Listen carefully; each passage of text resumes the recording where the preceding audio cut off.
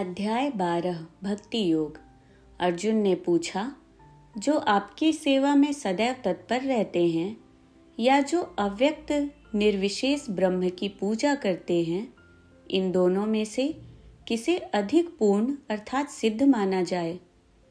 श्री भगवान ने कहा, जो लोग अपने मन को मेरे साकार रूप में एकाग्र करते हैं और अत्यंत श्रद्धापूर्वक मेरी पूजा करने में सदैव लगे रहते हैं, वे मेरे द्वारा परम सिद्ध माने जाते हैं।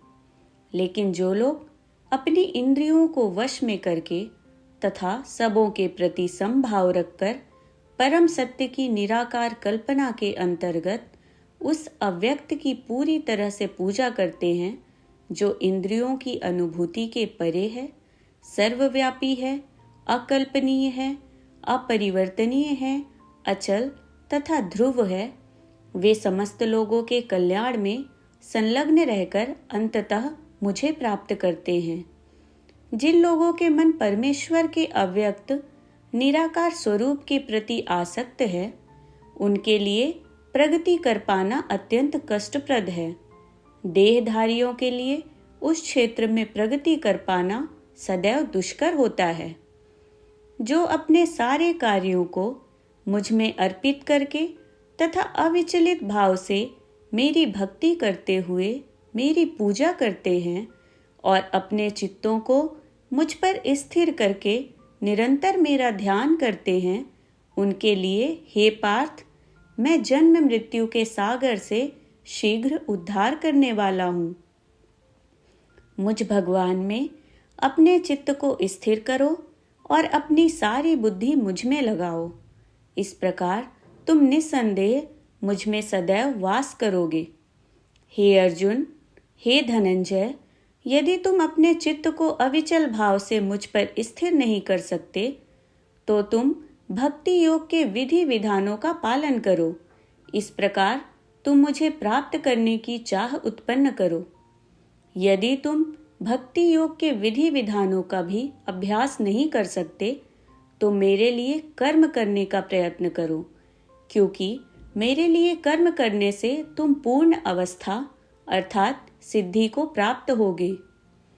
किंतु यदि तुम मेरे इस भावनामृत में कर्म करने में असमर्थ हो, तो तुम अपने कर्म के समस्त फलों को त्याग कर कर्म करने का तथा आत्मस्थित होने का प्रयत्न करो।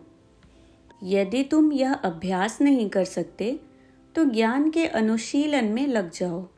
लेकिन ज्ञान से श्रेष्ठ ध्यान है और ध्यान से भी श्रेष्ठ है कर्म फलों का परित्याग, क्योंकि ऐसे त्याग से मनुष्य को मन शांति प्राप्त हो सकती है। जो किसी से द्वेष नहीं करता, लेकिन सभी जीवों का दयालु मित्र है, जो अपने को स्वामी नहीं मानता और मिथ्या अहंकार से मुक्त है, जो सुख दुख में समभाव रहता है, सहिष्णु है, सदैव आत्मतुष्ट रहता है, आत्मसंयमी है तथा जो निश्चय के साथ मुझ में मन तथा बुद्धि को स्थिर करके भक्ति में लगा रहता है, ऐसा भक्त मुझे अत्यंत प्रिय है। जिससे किसी को कष्ट नहीं पहुंचता तथा जो अन्य किसी के द्वारा विचलित नहीं किया जाता, जो सुख दुख में भय तथा चिंता में समभाव रहता है, वह मुझे अत्यंत प्रिय है।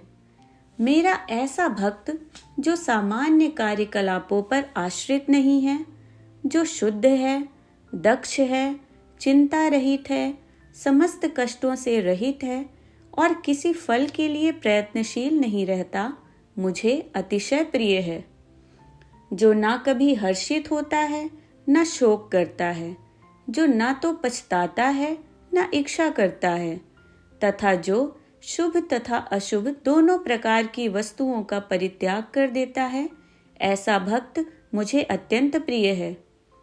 जो मित्रों तथा शत्रुओं के लिए समान है, जो मान तथा अपमान, शीत तथा गर्मी, सुख तथा दुख, यश तथा अपयश में संभाव रखता है, जो दूषित संगति से सदैव मुक्त रहता है, जो सदैव मौन और किसी भी वस्तु से संतुष्ट रहता है, जो किसी प्रकार के घर बार की परवाह नहीं करता, जो ज्ञान में दृढ़ है और जो भक्ति में संलग्न है, ऐसा पुरुष मुझे अत्यंत प्रिय है।